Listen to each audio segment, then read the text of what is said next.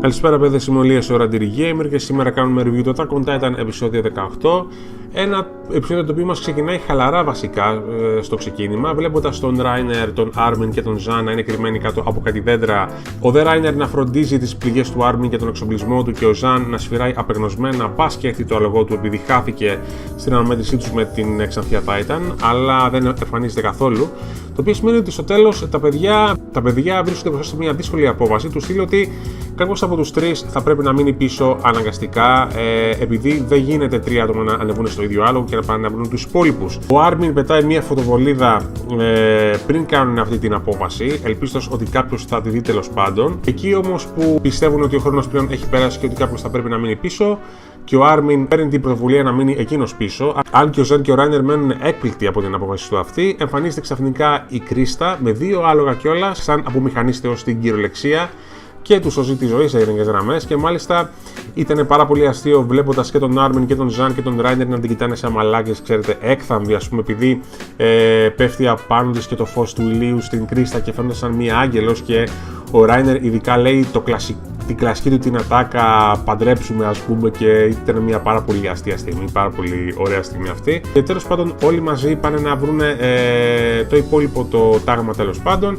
ώσπου ξαφνικά βλέπουν πράσινους καπνούς να εκτοξεύονται από παντού, το οποίο σημαίνει ότι ο Erwin αποφάσισε να αλλάξει την κατεύθυνσή τους και κατευθύνονται τέλος πάντων σε ένα δάσος με πάρα πολύ ψηλά δέντρα, όπου από ό,τι φαίνεται ο Erwin το επέλεξε αυτό επειδή προσφέρει την καλύτερη κάλυψη από τους Τιτάνες, μάλλον όχι μόνο την καλύτερη κάλυψη από τους Τιτάνες, αλλά επίσης και το καλύτερο πεδίο μάχης για να μπορούν να χρησιμοποιήσουν τον εξοπλισμό τους όσο καλύτερα γίνεται και να ξεπαστρέψουν τους Τιτάνες που τους κυνηγάνε. Μεταφερόμαστε στον Levi και στον Eren μετά από απουσία ενός επεισοδίου τέλος πάντων. Μεταφερόμαστε στον Levi και στον Eren, όπου βλέπουν και εκείνοι τους πράσινους καπνούς και ακολουθούν τις διαταγές κανονικά. Όμως εκείνη τη στιγμή εμφανίζονται πάρα πολλοί μαύροι καπνοί, πάρα πολλές μαύρες φωτοβολίδες, το οποίο σημαίνει ότι διάφορα άλλα μέρη, ομάδες του τάγματος έχουν αντιμετωπίσει Τιτάνες, αυτούς οι οποίοι έχουν την απρόβλεπτη τη συμπεριφορά. Και εμφανίζονται πάρα πολλοί μαύροι καπνοί από το πουθενά και ο Eren ανησυχεί δικαιολογημένα επειδή είναι και πάρα πολύ κοντά τους επίσης. Ο Levi είναι ατάραχος σε γενικές γραμμές και το μόνο που κάνει είναι να ακολουθεί τις διαταγές και να πηγαίνουν όλοι μέσα προς το δάσος κλπ. Όταν πάμε εκεί στο σημείο που έχουν εκτοξευτεί οι μαύροι καπνοί, βλέπουμε την Ξανθιά Titan να ξεπαστρεύει με πολλή ευκολία οποιαδήποτε ομάδα στρατιωτών εμφανιστεί στον δρόμο της. Μάλιστα, όχι μόνο με ευκολία, αλλά και με μαχητική ακρίβεια, θα μπορούσα να πω. Εάν αυτή η Titan έχει ένα χαρακτηριστικό που την κάνει διαφορετική από τον Eren, είναι το γεγονός ότι ελέγχει απόλυτα τις δυνάμεις της και τις κινήσεις της. Δεν την ελέγχει απλή οργή όπως τον Eren. Μπορεί να ελέγχει την κάθε κίνησή της, την κάθε επίθεσή της, την κάθε άμυνά της, και αυτό φαίνεται από τις επιθέσεις που τις κάνουν οι υπόλοιποι και τις αποκρούει με πάρα πολύ μεγάλη ευκολία. Όχι μόνο αυτό, αλλά φαίνεται και να το ευχαριστιέται κιόλας. Και μάλιστα αυτό φαίνεται ενώ έχει πιάσει έναν στρατιώτη από το σκηνή του με το καμάκι τέλος πάντων και το κάνει έτσι σαν γιόγιο και τον γυρνάει έτσι συνέχεια και δεν σταματάει καθόλου. Και ενώ προχωράει ατάραχη προς τον ένα και μοναδικό στρατιώτη που έχει μείνει αφού τους άλλους τους έχει ξεπαστρέψει, τον πιάνει το στρατιώτη και τον πετάει μακριά, έτσι ας πούμε. Και ενώ ο άλλος ο στρατιώτης τρέχει απεγνωσμένα για να πάει να ειδοποιήσει τους υπόλοιπους για να ξέρουν για το τι αντιμετωπίζουν, η Ξανθιά Titan τον προφταίνει με τρομερή ταχύτητα και τον κλωτσάει, λες και είναι ποδοσφαιριστής, και τον πετάει μίλια μακριά εκείνον και το άλογό του. Οπότε, οποιαδήποτε ομάδα και να πέσει στο δρόμο της Ξανθιάς Titan δεν έχει καμία ελπίδα απολύτως. Εν συνεχεία πάμε στον Zan, στον Reiner, τον Armin και τη Sasha και ένα άλλο ανώτερο αξιωματικό που ενώθηκε μαζί τους τέλος πάντων, και τους δίνει τη διαταγή με το που φτάνουν στην είσοδο του δάσους να ανεβούν όλοι στα ψηλά δέντρα και να ξεπαστρέψουν τον οποιοδήποτε Τιτάνα έρθει. Η οποία διαταγή στον Zan του φαίνεται πολύ παράλογη και δεν του αρέσει καθόλου, με την έννοια ότι δεν καταλαβαίνει ποιος ο λόγος, και μάλιστα περνάνε από το μυαλό του και σκέψεις ανταρσίας εκείνη τη στιγμή, αν και λέει στον Armin ότι αυτά τα λέει πιο πολύ από τον εκνευρισμό του. Φαίνεται τελικά ότι ο ανώτερος αξιωματικός δεν είχε και τόσο άδικο που τους μάζεψε όλους εκεί πάνω, για τον εξής λόγο: με το να μένουν όλοι αυτοί στα δέντρα πάνω, έρχονται πολλοί Τιτάνες κατά πάνω τους κάτω από τα δέντρα, που δεν μπορούν να τους φτάσουν με τίποτα, βέβαια, έτσι.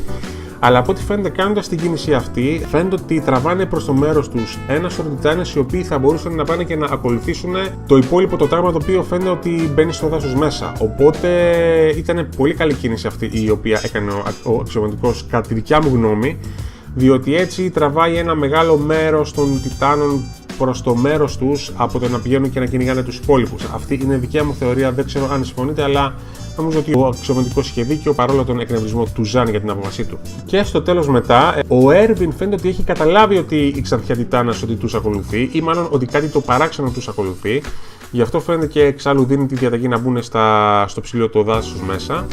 Και εν συνεχεία πάμε στον Έρεν, στο Λέβι και την υπόλοιπη την Elite την ομάδα, όπου καλπάζουν συνέχεια στο δάσος μέσα και αυτά. Ο Λέβι έχει καταλάβει πολύ καλά ότι κάτι τους ακολουθεί και δεν σταματάει καθόλου τον καλπασμό των αλόγων. Αν και οι υπόλοιποι της ομάδας του είναι πάρα πολύ νευρικοί και φαίνεται αυτό, επειδή δεν ξέρουν όχι μόνο τι αντιμετωπίζουν, αλλά και τι έχει και ο Λέβι στο μυαλό του. Και όντως η Ξανθιά Τιτάνας τους φτάνει μετά από λίγο και όχι μόνο τους φτάνει, αλλά ξεπαστρεύει και οποιοδήποτε στρατιώτη δοκιμάζει να δώσει στην ομάδα κάποια κάλυψη. Και πάλι το λέω, τους ξεπαστρέφει με μαθηματική ακρίβεια και με τέλειες κινήσεις. Δηλαδή είναι τρομερό το πώς ελέγχει τις δυνάμεις της. Και ενώ τους πλησιάζει απειλητικά, όλοι εκλιπαρούν τον Λέβι να τους πει, να τους δώσει διαταγές τέλος πάντων για το τι να κάνουν και αυτά.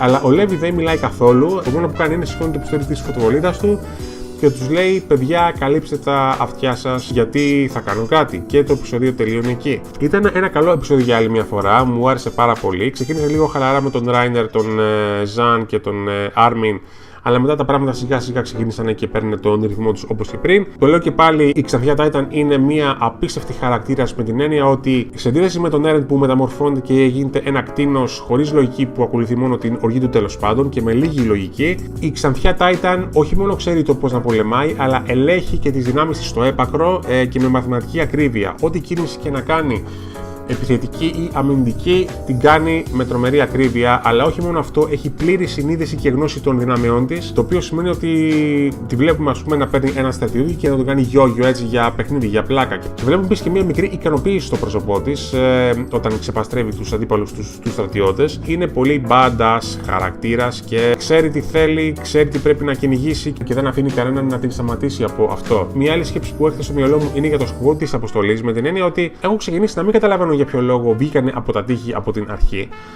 για να κάνουν την αποστολή αυτή, με την έννοια ότι η αποστολή υποτίθεται ότι πρώτον ότι θα είναι και καλά ένα πέρασμα για το σπίτι του Έρεν δοκιμαστικά και κατά δεύτερον για να δοκιμαστούν και οι δυνάμεις του Έρεν, αλλά μέχρι στιγμής η αποστολή φαίνεται ότι έχει πάρει μια εντελώς διαφορετική τροπή, το οποίο είναι ναι μεν κατανοητό επειδή έχουν δεχτεί πάρα πολλές απώλειες, αλλά σκέφτομαι μήπως ο σκοπός της αποστολής ήταν κάποιος άλλος εξ αρχής και δεν ήταν αυτός ο οποίος έλεγε ο Έρβιν από την αρχή.